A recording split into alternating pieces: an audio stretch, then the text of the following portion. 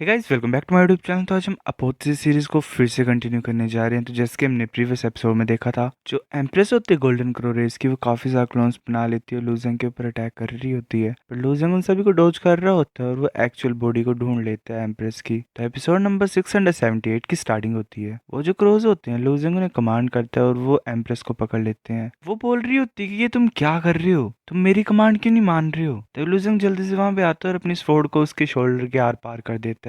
डाइजन की शैडो दिखाई दे रही होती है लूजेंग के पीछे। एम्प्रेस बोल रही होती है कि तुम डाइजन हो। नहीं, ये इम्पॉसिबल है। डाइजन बोल रहा होता है, मैं पहला गोल्डन क्रो हूँ जो कि हेवन और अर्थ के बीच में पैदा हुआ था। जिसे तुम इस टाइम पे सर्व कर रहे हो वो सिर्फ मेरा सब्स्टिट्यूट है। मेरी सब्स्टिट्यूट ने तुम्हें ड्रीम ब्लड डिवाइन एबिलिटी दी है, जिसे तुम स्टिमुलेट कर सकते हो और कंट्रोल कर सकते हो, और जिससे वो तुम्हें कंट्रोल कर सकता है। अब मैं तुम्हारी ब्लड लाइन को बदल देता हूँ। तुम्हें अब मेरे को लॉयलिटी प्लेज करनी है, मतलब मैं तुम्हारा असली मास्टर हूँ, तुम्हें मेरी बातें माननी है। फिर हमें माउंटेन सी पास का सीन दिखाई देता है। काफी बड़ी स्वॉर्ड आ रही होती है ऊपर की तरफ से। क्यों ना बोल रहे होते कि क्या स्वॉर्ड अरे के ऊपर कौन अटैक कर रहा है। तभी स्वॉर्ड टकराती है पर एक बैरियर रोक देता है उस स्वॉर्ड को। टाइम माउंटेन के जो निंगजू युआन होता है वो अपनी हेवनली शील्ड को यूज करके रोकता है स्वॉर्ड को। ऐसे जो एल्डर्स होते हैं एक बोल रहे होते हैं, ज़ूशाओ तुम्हारी इतनी हिम्मत कि तुम हमें धोखा दे रहे हो। ज़ूशाओ बोलता है कि मैं क्यों ना करूं ऐसा, हमारी वास्टनेस माउंटेन ने सिंपली सही रास्ते को चूज किया है। इस टाइम पे छोटी मोटी चीजों से हम खत्म नहीं करेंगे, मतलब इस पूरी सिचुएशन को। वो काफी बड़ी बड़ी स्वॉर्ड्स बना लेता है आसमान में। लूजेंग और बाकी सभी भी देख रहे होते हैं। एम्प्रेस बोल रही होती है ये तो नाइन सन वर्ल्ड डिस्ट्रक्शन अटैक है। डाइजन का सब्स्टिट्यूट भी आ गया यहाँ पे। डाइजन बोल रहा होता है कि ये डिवाइन एबिलिटी काफी ज्यादा ताकतवर है, अगर हम इसे अभी नहीं रोकेंगे तो ये पूरा का पूरा प्लेस जल जाएगा। लूजेंग बोलते सीनियर क्या कोई तरीका है इसे रोकने का। तभी जो एक और 39 हीरोज में से होता है वो वहां पे आ जाता है और बोलता है कि डाइजन की टेक्निक्स तुम्हारी कैपेबिलिटीज से काफी ज्यादा आगे हैं, पर मेरे जो डिसेंडेंट्स हैं उनके पास तरीका होगा इसे रोकने का। इस बो को लो, ये इन 9 सन्स को रोकने में हेल्पफुल करेगा, मतलब हेल्प करेगा ही। जैसे इससे तुम शूट कर सकते हो उन्हें। लूजेंग बोलता है ठीक है। लूजेंग उस बो को पकड़ लेता है और एरो शूट कर देता है ऊपर की तरफ, और जितने भी वो जो होते हैं सन जो बने होते हैं एनर्जी के, वो खत्म हो जाते हैं। एक काफी बड़ी एक्सप्लोजन होती है। क्यों ना बोलता है ये तो लूजेंग है। एक एल्डर बोल रहा होता है यंग मैन तो काफी ज्यादा कमाल का है। तभी एक इंसान वहां पे आ रहा होता है उनकी तरफ और बोलता है कि रिपोर्ट, जो बियर रेस है वो ड्रैगन क्लिफ के पास आ गई है। वो साउथ से अटैक कर रहे हैं अभी फीनिक्स पैलेस के ऊपर। एम्प्रेस यानफी और बाकी लड़ रहे हैं उनके खिलाफ। क्यों ना बोलता है कि एल्डरनिंग एल्डर गान जो गोल्डन क्रोज है वो डाइवर्जन टैक्टिक को यूज कर रहे हैं। उनका मेन एम ईस्टर्न एम्पर को खत्म करने का है। एल्डर बोलता है ईस्टर्न एम्पर एल्डरिंग की तरह अदर शोर में फंसा हुआ है, वो अदर शोर बींग्स के साथ कोलैबोरेट कर रहे हैं। एक एल्डर बोलता है कि हमें जल्दी से फिनिक्स पैलेस में जाना पड़ेगा हेल्प करने के लिए। तभी एक इंसान वहां पे आता है और बोलता है कि हेल्प करने के लिए जा रहे हो तुम, काफी सारे क्यूब्स बन जाते हैं। वो डाइजन होता है मदर वर्ल्ड का, वहां पे आ जाता है और बोलता है कि तुम्हारी जो किस्मत है वो उन्हीं की तरह होगी,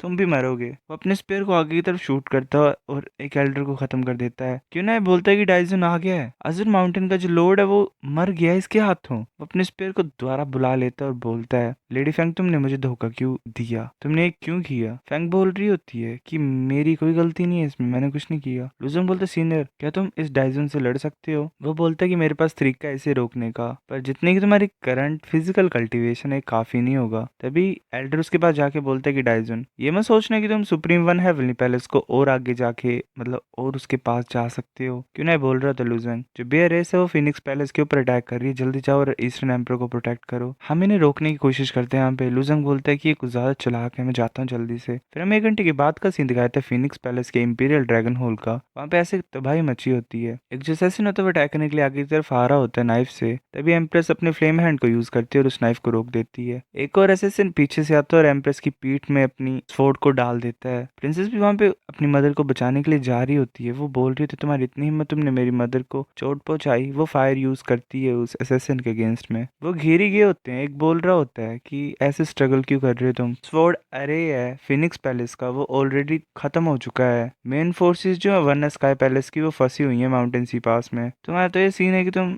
दीवार के ऊपर एग से मार रहे हो, तुम्हारा जितना भी स्ट्रगल है वो वेस्ट में जाएगा। तभी फ्लेम का अटैक होता है उनके ऊपर और वो खत्म हो जाते हैं। एम्प्रेस बोलती है ये फायर तो कोप स्पिरिट गोल्डन क्रॉस से आ रही है, ये अपने साथियों को क्यों अटैक कर रहे हैं। तभी उन्हें लूजेंग दिखाई देता है। एम्प्रेस बोल रही होती है लूजेंग तुम इन्हें कंट्रोल कर सकते हो, और ये लेडी फेंग तो मैगी फॉलो कर रही है। तभी एक बहुत बड़ी एक्सप्लोजन होती है। प्रिंसेस बोलती है फादर हमें ईस्टर्न एम्पर टाई दिखाई देता है जो कि ऐसे हवा में होता है। प्रिंसेस बोल रही है लूजेंग मेरे फादर की फिजिकल बॉडी के आसपास अभी भी बैरियर है प्रोटेक्शन का। हमें डाइजन दिखाई देता है, वो बोलता है कि तुम क्या सोच रहे थे, वो बूढ़े इंसान जितने भी थे पीछे छोड़े हुए तुमने, वो मुझे रोक सकते हैं। आज के दिन ईस्टर्न एम्पर मरेगा। एम्प्रेस बोल रही है लूजेंग ईस्टर्न एम्पर को यहाँ से लेके जाओ, हम तुम्हें बचाने की कोशिश करेंगे, मतलब तुम्हें कवर देंगे। लूजेंग बोलता है ठीक है। वो जल्दी से मूव करता है और सोच रहा होता है कि जो मेरी बॉडी है वो सीनियर की पावर को नहीं झेल पाएगी। पर ईस्टर्न एम्पर की बॉडी पास में जाता है और पूछता है कि सीनियर डाइजन क्या तुम ईस्टर्न एम्पर की बॉडी को कंट्रोल कर सकते हो, मेरी तो कमजोर है पर ये तो चल सकती है ना। डाइजन बोलता है कि इसकी सोल को पोजेस करना। वेल जो असली ईस्टर्न एम्पर टाई है वो काफी अच्छे तरीके से कर लेगा। लूजेंग बोलता है कि ईस्टर्न एम्पर प्लीज करोगे हेल्प तुम। तभी जो सोल का हिस्सा होता है वो मदर वर्ल्ड के ईस्टर्न एम्पर के अंदर चल जाता है। तो मैं अगर कंफ्यूजन तो मैं बता देता हूँ कि जो मेन असली वाले हैं, जो भी स्टार्टिंग में जितनी भी रेसिस के फर्स्ट बोर्न थे वो लूजेंग के अंदर है इस टाइम पे, और ये जितने भी बार हैं ये एक तरीके से प्रोजेक्शन है, अवतार हैं जो फेक है एक तरीके से, जो सब्सटीट्यूट की तरह काम करते हैं। ईस्टर्न एम्पर जो होता है असली वो अपनी आंखों को खोलता है और बोलता है मेरे ऊपर छोड़ दो। वो बोल रहा होता है काफी ज्यादा लंबे टाइम बाद मैं शरीर को फील कर पा रहा हूँ। टाइजन बोलता है ये तो अदर शोर में फंसा होना चाहिए था, इसका ऑरा कैसे बदल गया। लुजंग बोलता है इस टाइम पर तुम कितनी ताकत को निकाल सकते हो अपनी बॉडी से इस टाइम पे। ईस्टर्न एम्पर बोलते सिर्फ 10%। डाइजन सोच रहा होता है कि किसी ने ईस्टर्न एम्पर की बॉडी के ऊपर अपना कब्जा कर लिया है, चाहे कोई भी हो वो मरेगा। वो अपने स्पेयर से अटैक करता है, वो स्पेयर नीचे जाता है और तबाही मचा देता है, मतलब उस जगह पे। ईस्टर्न एम्पर डोज कर लेता है। डाइजन बोलता है क्या तुम असली ईस्टर्न एम्पर नहीं हो, तुम मेरे खिलाफ भी कुछ नहीं कर सकते, मेरे पास डिसोलेट गॉड बॉडी है। ईस्टर्न एम्पर बोलता है कि बेवकूफ हो गया तुम, मुझे फर्क नहीं पड़ता तुम्हारे घमंड से। वो गोल्डन रूइन स्वॉर्ड को यूज करता है, काफी ज्यादा स्वॉर्ड स्लैशेस आगे की तरफ जा रहे होते हैं। डाइजन अपने heavily net as a barrier use करता है, पर जो स्वॉर्ड स्लैशेस होते हैं वो उस बैरियर को काफी ज्यादा आसानी से तोड़ देते हैं। उसे काफी ज्यादा जोर के स्लैशेस लगते हैं और वो पूछ रहा होता है नीचे गिरते हुए कि तुम कौन हो। ईस्टर्न एम्पर बोलता है वेल अब टाइम आ गया है तुम्हें सच बताने का कि मैं कौन हूँ। सो गाइस ये एपिसोड इतना था, अब नेक्स्ट आता है तो मैं लाता हूँ उसे। वेल चीजें इंटरेस्टिंग होती जा रही हैं वैसे देखा जाए तो। मिलते हैं आपसे कुछ दिन में, तब तक के लिए बाय।